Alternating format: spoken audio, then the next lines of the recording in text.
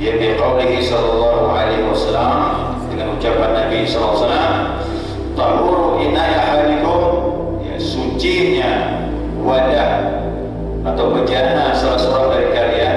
Wadah itu ya mangkuk besar lah, ya. Idza walala fihil kalbu, apabila dia dijilat anjing, ingat, apabila dijilat anjing, ayyusala sab'a marat, dia harus dibasuh dengan 7 kali basuhan. Ulahunna biturab, yang pertama dicampur dengan tanah.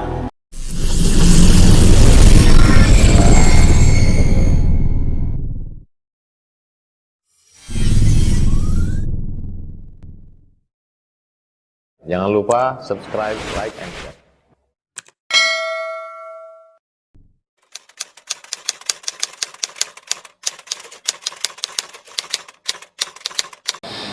Masuk pembahasan berikutnya, najis yang keempat ya. Wal hayawanu kulluhu tahirun illa al-qalba wal khinzir wa ma tawallada minhuma aw min ahadihima. Yang pengarang melanjutkan pembahasan yang termasuk najis berikutnya adalah hewan. Yang dasar hewan ini kata ulama semuanya suci illa kecuali, ya ada pengecualian. Wal hayawanu kulluhu tahirun, jadi hewan itu asalnya semuanya suci illa kalba, ya, illa kalba wal khinzir, kecuali anjing dan babi, ya. Anjing dan babi ini termasuk najisnya berat, ya, najis mu'alladhah, ya, najisnya super berat. Dia tidak bisa dibasuh dengan air saja, ya, ada hitungannya, dan juga dicampur dengan tanah dia nanti, ya, saya sebutkan.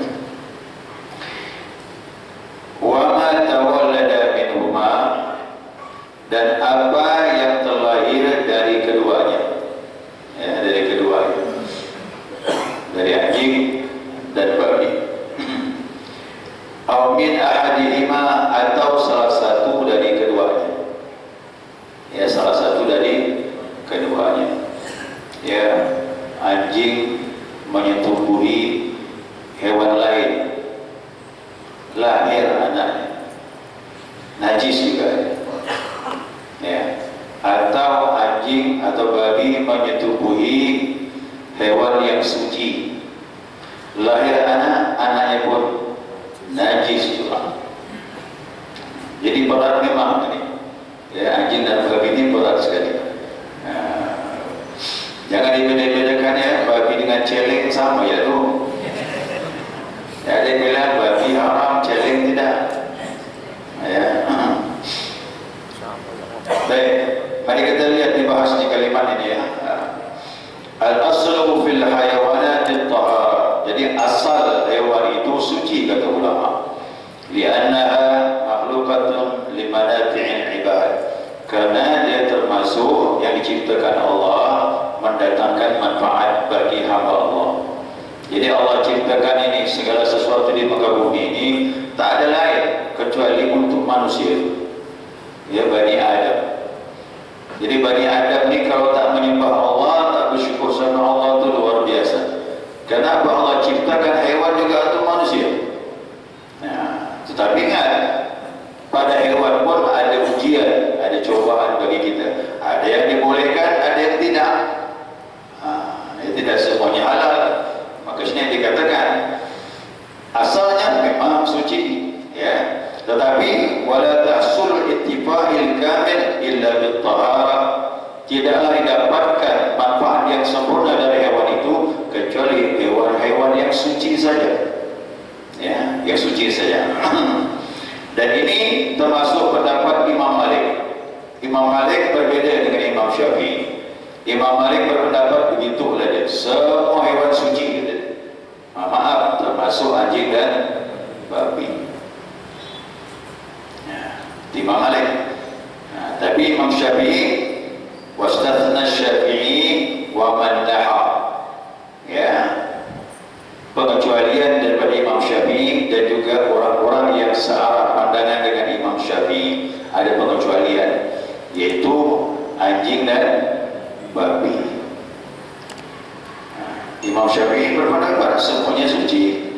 Suci artinya tidak najis bersentuhan.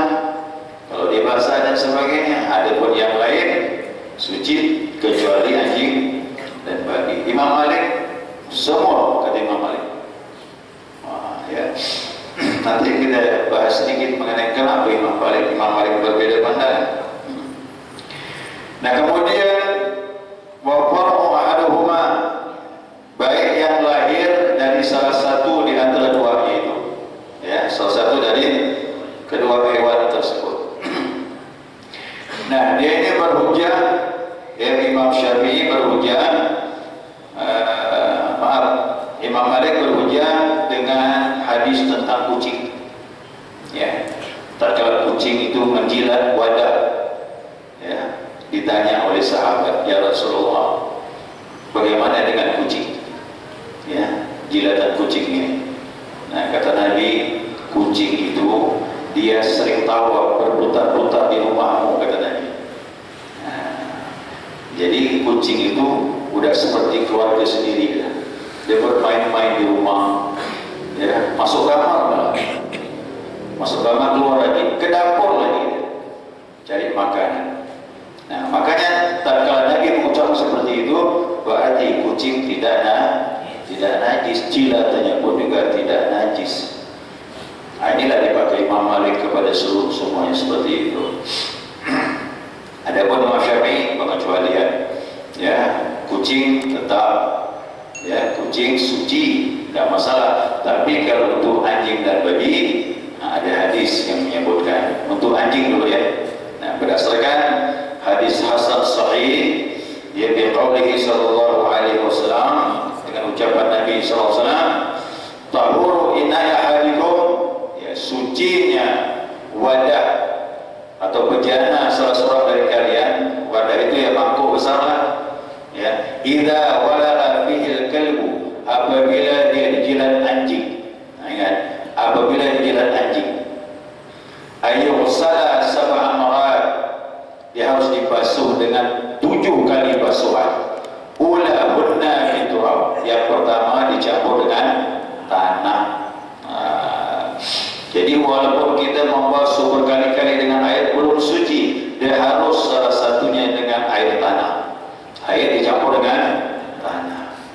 Yang terbaik adalah yang pertama. Yang pertama dibasuh dengan air tanah, kemudian baru dibilas 6 kali dengan air biasa, baru disuci. Bagaimana yang seperti ini? Jangan pakai akal, tak masuk akal, ikut saja. Karena inilah ucapan Rasulullah sallallahu alaihi wasallam. Jadi kadang-kadang dulu sahabat tuh ilmu teknologi tidak mendukung, tapi dia percaya penuh apa yang dikatakan Rasulullah, dia percaya. Dulu sahabat begitu, tapi sekarang terbukti memang, ya, terbukti. Saya membaca di sebuah majalah dulu lama, ada orang Arab Mesir, ya, dia sekolah ilmu kedokteran, ketemulah jodoh dengan orang Amerika di Florida, di Arab Florida, Amerika Latin, ya. Ketemu jodoh lah, ya, ya, akhirnya bertemu. Perempuan itu siap masuk Islam, ya, siap masuk Islam, syahadat dia syahadat. Kemudian hiduplah rumah tangga, ikutlah suaminya ke Mesir. Cuma rumah tangganya tak bertahan lama, ya, tak disebutkan berapa tahun umur perkawinannya, pisah, cerai. Lalu kembali dia ke tempatnya di Florida itu, Amerika Latin. Begitu dia hidup di sana kembali tempat asalnya sekian tahun, maka muncullah wabah penyakit, ya, dari bakteri yang dimunculkan oleh anjing. Wow, sibuklah dokter waktu itu, ya, kayak kita sekarang ini lah, ada virus. Yang kemarin virus itu flu burung, macam-macam lah tu dah. Dia wabah dari anjing muncul. Lalu para dokter di sana mengarahkan kemampuannya, ya, dibasuh masih masih tersisa bakterinya. Akhirnya dia teringat dulu perempuan ini dulu dia dengan suaminya belajar cara Islam. Suaminya pun mengajarkan bagaimana menghilangkan najis kalau bersentuhan dengan anjing. Dilakukannya itu, dilakukannya dibasuh dengan air tanah pertama, dibilas 6 kali jadi 7 kali, kemudian ambil mikroskop, disetel mikroskop. Satu pun bakteri tak tertinggal lagi. Tak tertinggal lagi satu bakteri pun. Ingat saya ceritakan, dia begitu dia pisah dengan suaminya kembali kepada agama asalnya Nasrani, tapi dengan sebab penelitian ini kembali lagi masuk Islam. Kembali lagi masuk Islam, dibuktikan. Dia bilang apa? Benarlah Nabi Muhammad SAW. Padahal Nabi bukan dokter. Nabi bukan dokter. Dia ilmu Nabi itu cuma petunjuk saja. Ya, petunjuk dari Allah Subhanahu wa taala. Wa ma yantiqu 'anil hawa in huwa illa wahyun yuha. Tidaklah ia Muhammad, kata Allah, berbicara menurut hawa nafsunya, melainkan petunjuk Allah. Hakikatnya wahyu juga omongan Nabi sallallahu alaihi wasallam. Makanya kita selamat dua, Al-Quran, hadis, selamatlah. Ya, hadis mana? Ada perkataan Nabi. Ya, sucinya wadah atau bejana salah kalian kalau disentuh anjing jadi basuh 7 kali. Salah satu yang pertama dengan air tanah. Ini termasuk mukjizat. Ya, ucapan Nabi itu mukjizat kebenaran kerasulan Nabi sallallahu alaihi wasallam. Allahumma shalli ala Muhammad. Nah, lalu ulama berkata, petunjuk dalil ini bahwasanya anna tahura ma'nahu mutahhir. Jadi sucinya itu adalah yang mensucikan. Ya, tidaklah suci itu terjadi kecuali lepas dari kotoran dan najis. Nah, sekarang pertanyaannya, ini wadah bencana ini dia bisa tersucikan kalau dibasuh dengan air. Kenapa dibasuh? Berarti air liur anjing itu najis, dan dibasuhnya repot lagi 7 kali. Salah satu dengan air tanah. Masya Allah. Ulama bilang ini berarti dia najis, usul basuh. Ya, usul basuh berarti najis. Nah, begitu penjelasan ulama. Nah, kemudian bagaimana dengan babi? Mana dalil babi? Babi tak punya dalil dalam hadis. Yang ada cuma Al-Quranul Karim. Ya, hurimat alaikumul lahmul khinzir. Diharapkan bagi kalian daging babi. Itu saja. Daging babi diharamkan. Tapi ingat, Imam Ghazali berkata, tadhkuru zuz'in iradu kullu. Menyebut daging maksudnya semuanya.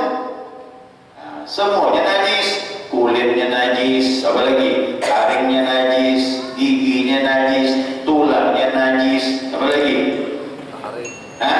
Semuanya najis. Jangan apa berkelit dengan ayat. Oh, kan dagingnya itu najis, kulit tak disebutkan, tak boleh begitu. Fikih menyebutkan disebut daging, berarti yang dekat daging semuanya. Itu saja dalilnya. Hadis adakah? Tidak. Lalu kenapa diharamkan jilatan babi ini? Allah hanya mengharamkan makan daging babi. Bagaimana dengan jilatannya, sentuhannya? Nah, ulama berpendapat bahwasanya kenajisan babi itu wa innahu aswa'un halan minal kalbi. Keadaannya lebih kotor dari anjing. Kasar ini pelajarannya. Tak apa-apa ya. Agak kasar sikit bunyi. Dan kita kadang-kadang suka dengan ucap begini, ya kan? Tapi kena belajar taklim boleh. Ya. Ulama berpendapat begitu. Babi itu lebih jelek keadaannya daripada anjing. Li'annahu la yajuzu lintifa'i bi, karena yang ada pada tubuhnya tidak bisa dimanfaatkan, menunjukkan dia haram. Kalau haram berarti najis. Ya, begitu deh. Tapi Imam Malik berbeda pendapat tadi ya. Jadi Imam Malik ditanya, Imam, kenapa kau berpendapat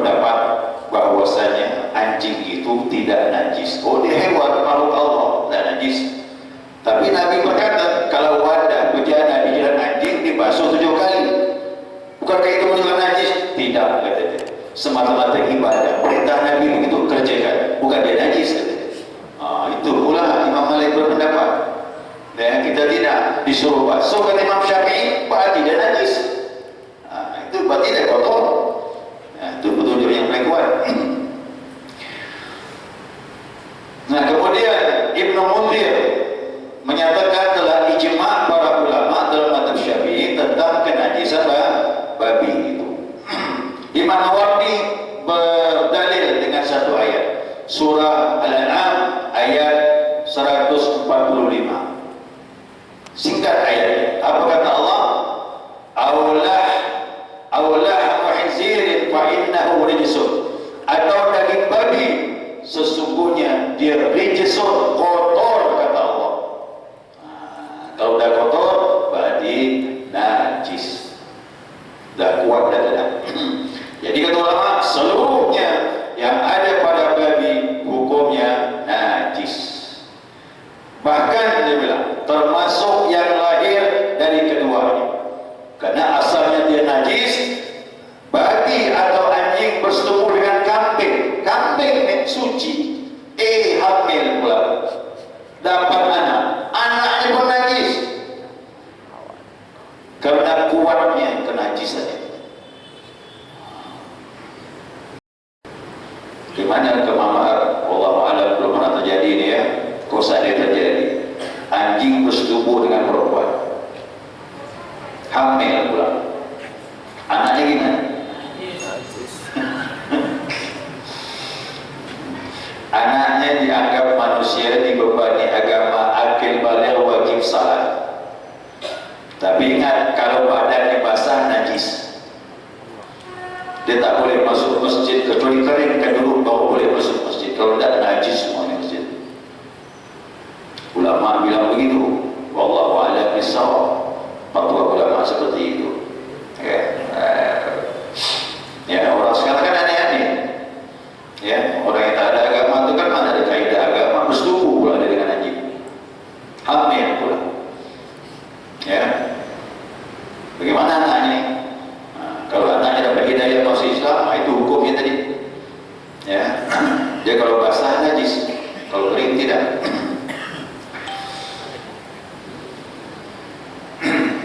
Ya.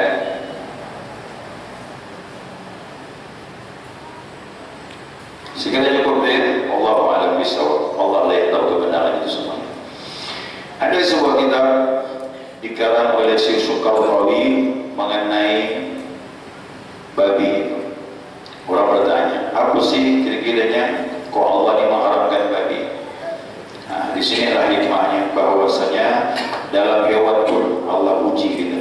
Dan semuanya boleh dimakan. Ya. Singa, harimau bagaimana? Dia suci, tapi tubuhnya suci. Kalau bersentuhan, dimakan dagingnya tak boleh, karena termasuk binatang buas. Adapun babi, anjing ini bersentuhan kalau dibasah najis, apalagi memakannya. Ya. Nah, sekarang ditanya beliau, Syekh Sukarrawi, apa hikmahnya? Naluri kita ini jijik dengan babi. Apa sebab? Lihat makanannya. Apa yang dimakan babi itu? Kotoran manusia pun dimakan. Nah, bagaimana kita akan memakan daging hewan yang dimakan kotoran kita? Itu yang pertama, naluri tidak bisa menerima. Yang kedua, pada tubuh babi itu mengandung cacing pita. Menurut ilmu kedokteran sampai sekarang. Pernah lihat postingan belum lama, kira 5-6 bulan yang lalu, saya dapat postingan dari Thailand. Membunuh babi dibakar secara massal, dibuatkan lubang kawah yang besar, itu truk bawa babi langsung dibuang ke kawah itu, terus disiram dengan minyak, dibakar. Karena apa? Mengandung bakteri penyakit yang menular.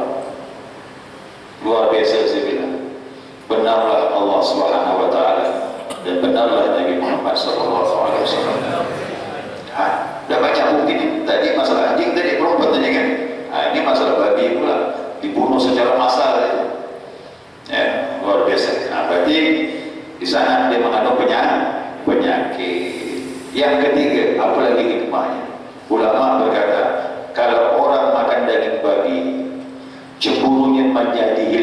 terhadap keharaman hukum Allah Subhanahu wa taala.